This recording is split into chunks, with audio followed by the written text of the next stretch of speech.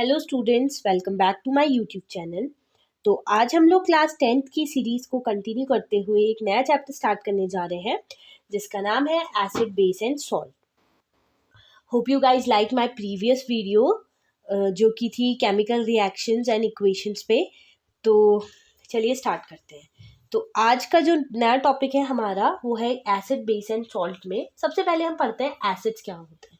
तो जनरली आप लोग अपनी डेली लाइफ में आप लोगों ने सुना होगा कि कोई भी खट्टी चीज़ें जो होती हैं उन्हें हम एज अ एसिड कंसिडर करते हैं। लाइक अब नेचुरल अकरिंग एसिड्स को अगर हम देखें तो आप देखते होंगे कि जैसे आप लेमन का जूस पीते हैं वो भी खट्टा होता है स्वाद में, तो उसको भी हम लोग एसिड कंसिडर करते हैं। सिमिलरली और विनेगर, आप लोग विनेगर का भी यूज़ करते हैं काफ़ी जगह पे, तो वो भी एक क्या होता है, एसिड का ही टाइप होता है। इसी के साथ जैसे कि अब हम लोग थोड़ी क्लास 10th में आ गए हैं तो थोड़ी सी अपनी डेफिनेशन को एक्सपेंड करते हैं। तो मैंने जैसे नोट्स पे लिखा हुआ है कि एसिड्स क्या होता है जनरली। तो acids are those substances which have a sour taste. तो एसिड्स वो सब्सटेंस होते हैं जिनका टेस्ट जो होता है वो थोड़ा सा सॉर होता है, लाइक खट्टा होता है। And they change the colour of litmus, blue litmus to red. And generally acids का काम क्या होता है कि वो लिटमस पेपर, एक जो लैब में आपके यूज़ किया जाता है, एक पेपर होता है, एक शीट टाइप की होती है, तो उसमें अगर वो ब्लू कलर का लिटमस को अगर रेड कर रहा है तो दैट इज कॉल्ड एसिड। तो एसिड्स का काम होता है ब्लू लिटमस को रेड करना, ठीक है। तो कुछ एग्जाम्पल लिखे हुए हैं यहाँ पर मैंने एसिड्स के, जैसे HCl आपका एक एसिड होता है, HNO3 आपका एक एसिड होता है, H2SO4 का एक एसिड होता है, एक्सेट्रा। तो इसी टाइप की जो चीज़ें होती हैं ये आपके एसिड्स कहलाती हैं, ठीक है। आप लोगों ने अपने लैब में देखा होगा, केमिकल लैब्स में, केमिस्ट्री लैब में आप जब जाते होंगे, ठीक है। तो अब हम पढ़ते हैं कि सबसे इंपॉर्टेंट टर्म जो है that is your chemical properties of acids. अब एसिड्स की जनरली केमिकल प्रॉपर्टीज़ होती क्या है, एसिड्स का फॉर्मेशन कैसे होता है, एसिड्स की रिएक्शन हम जब डिफरेंट कंपाउंड से कराते हैं, लाइक कभी हम मेटल से एसिड्स की रिएक्शन करवाते हैं, कार्बोनेट के संग करवाते हैं, बाइकार्बोनेट के संग करवाते हैं, तो एसिड्स का क्या इफेक्ट पड़ता है उन पे, तो ये पढ़ते हैं, ठीक है। तो सबसे पहले कि आपको पता है मेटल्स। तो जनरली जब भी हम लोग रिएक्शन करते हैं किसी एसिड का किसी मेटल के साथ, तो वो जनरली क्या बनाता है, सॉल्ट बनाता है एंड हाइड्रोजन गैस को इवॉल्व कर देता है, ठीक है। तो यहाँ पर जैसे मैंने नोट्स में लिखा हुआ है, when acid react with certain metal like Zn, iron, zinc etcetera, form salt and evolve H2 gas. तो जनरली क्या होता है कि एसिड्स की रिएक्शन जब हम लोग किसी मेटल के साथ करवाते हैं, लाइक एक्टिव मेटल्स के साथ करवाते हैं, तो वो लोग क्या फॉर्मेशन करते हैं, सॉल्ट फॉर्मेशन करते हैं एंड H2 गैस को बाहर इवॉल्व कर देते हैं। तो मैंने यहाँ पर रिएक्शन लिखी हुई है ऑलरेडी, देखिए। जिंक की रिएक्शन जब मैंने डाइल्यूट सल्फ्यूरिक एसिड के साथ करवाई है तो यहाँ पर हमें एक सॉल्ट फॉर्मेशन हो रहा है, that is your zinc sulphate, और एक हाइड्रोजन गैस जो है उसको हमने बाहर इवॉल्व कर दिया, मतलब हाइड्रोजन बाहर निकल गई है इस वाली रिएक्शन में। सिमिलरली हमने क्या करा कि आयरन की रिएक्शन जब हम लोग HCl के साथ करवाते हैं, हाइड्रोक्लोरिक एसिड के साथ, तो हमारा यहाँ पर आयरन क्लोराइड बनता है, FeCl2 बन गया है, प्लस H2 गैस भी हमारी इन्वॉल्व हो गई है बाहर। सिमिलरली एक और एग्जाम्पल मैंने यहाँ पर लिखा हुआ है, देखिए मैंने एक इजी मेथड अगर आपको समझ में आ जाए कि जब हम लोग मेटल्स की रिएक्शन एसिड्स के साथ करवाते हैं तो हमारा सॉल्ट बनता है एंड हाइड्रोजन गैस बनती है।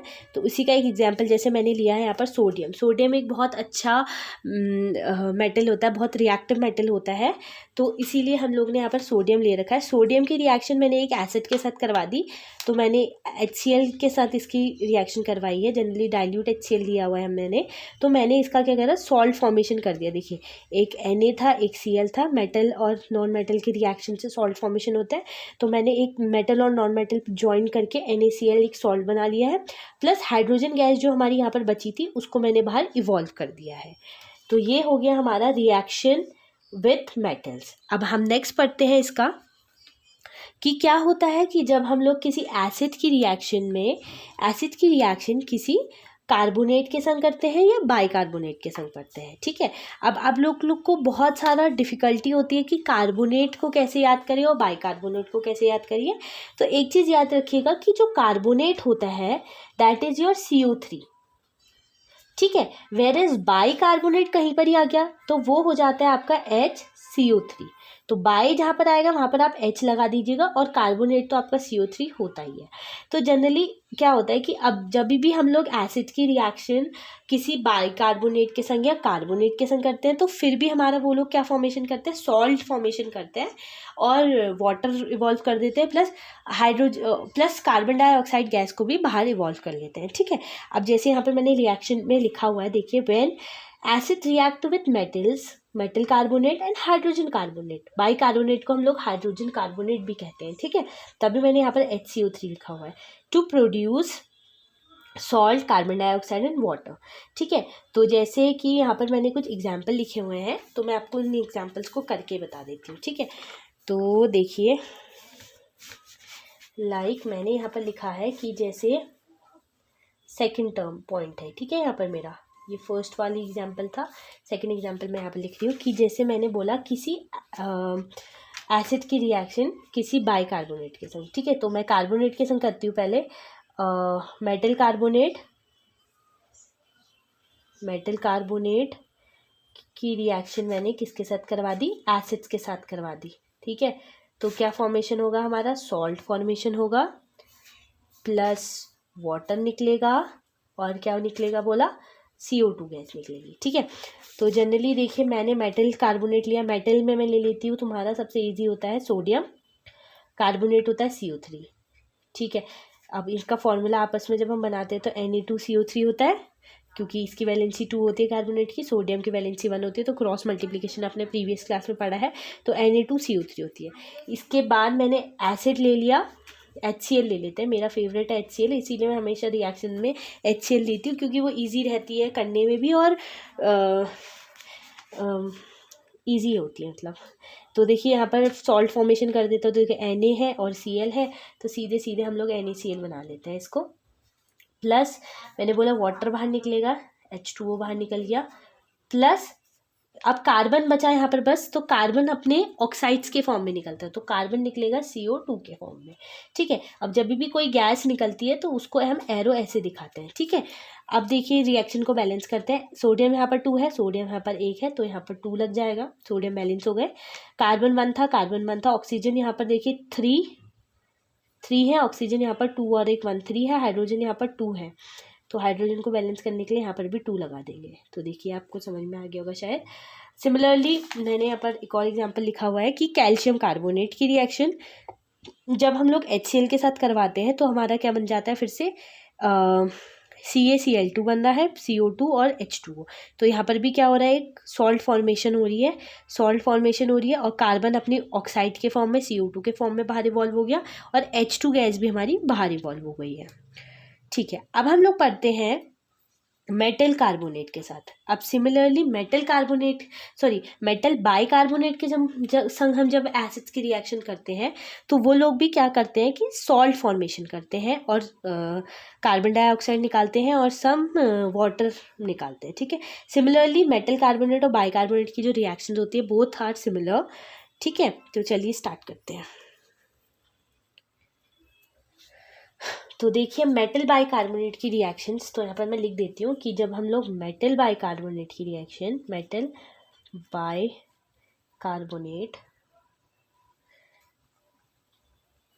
रिएक्शन हम लोग जब एसिड्स के साथ करते हैं तो हमारा फिर से क्या फॉर्मेशन हो जाती है, सॉल्ट फॉर्मेशन हो जाता है। ठीक है, सॉल्ट प्लस वाटर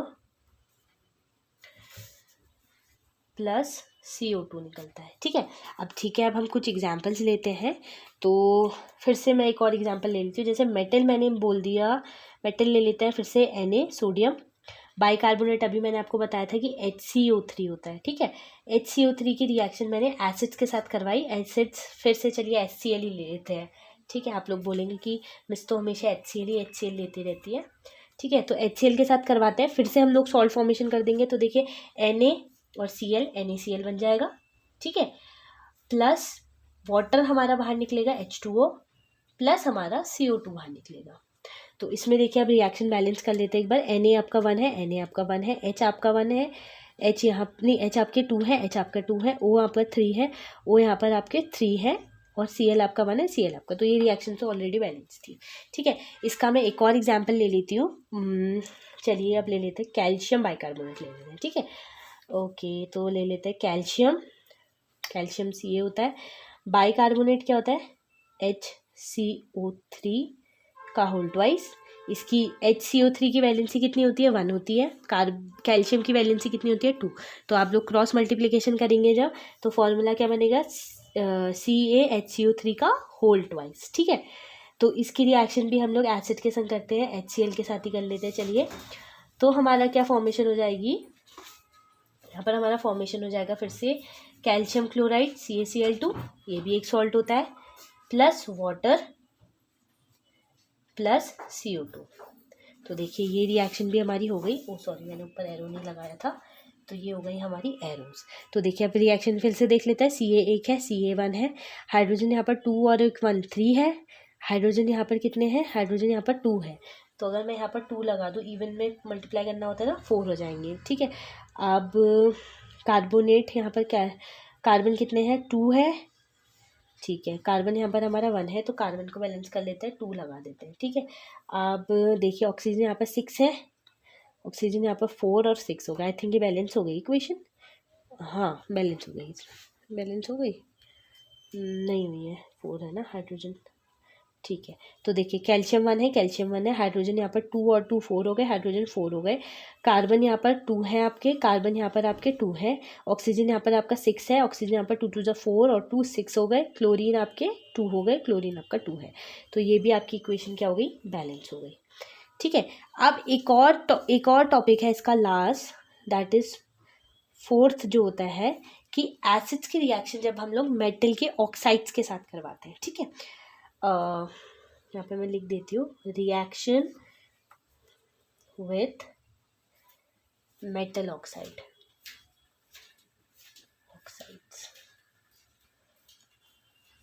ठीक है। ये I hope you guys understanding what I am writing here, ठीक है। तो चलिए स्टार्ट करते हैं।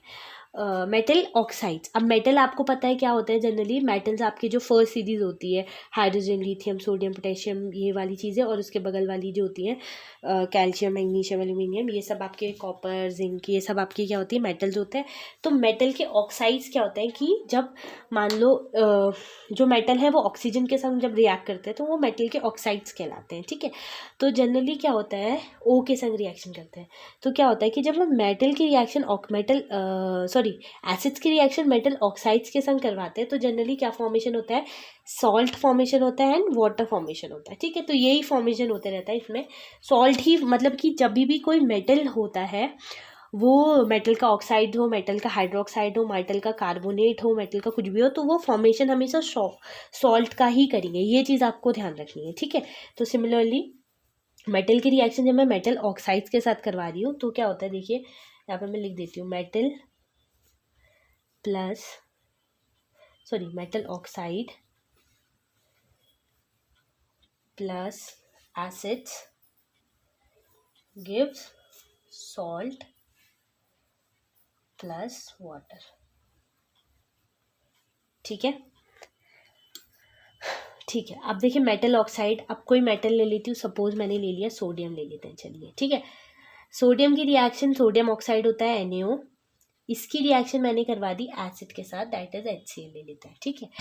तो फिर हमारा सॉल्ट फॉर्मेशन हो जाएगा NaCl, ठीक है, प्लस वाटर।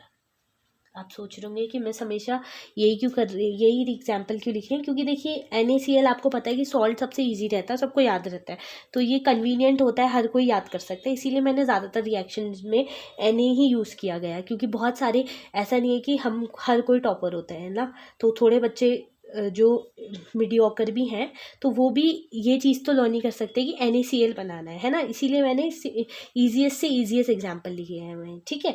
अब देखिए एक और एग्जाम्पल ले लेते हैं, सपोज मैंने, तो देखिए नेक्स्ट एग्जाम्पल मैंने लिया है कि कॉपर ऑक्साइड की रिएक्शन जब मैंने HCl के साथ करवाई है तो यहाँ पर हमारा कॉपर क्लोराइड बना है प्लस H2O बना है, तो इसको रिएक्शन को बैलेंस कर देते हैं कि CuO plus HCl gives copper, ये तो बैलेंस करिए, देखिए क्लोरीन यहाँ पर 2 है आपके, तो यहाँ पर आप 2 लगा दीजिए, तो रिएक्शन बैलेंस हो गई है।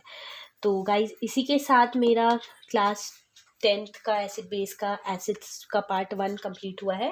Hope you guys like my video. So please thank you so much for liking my video. Okay.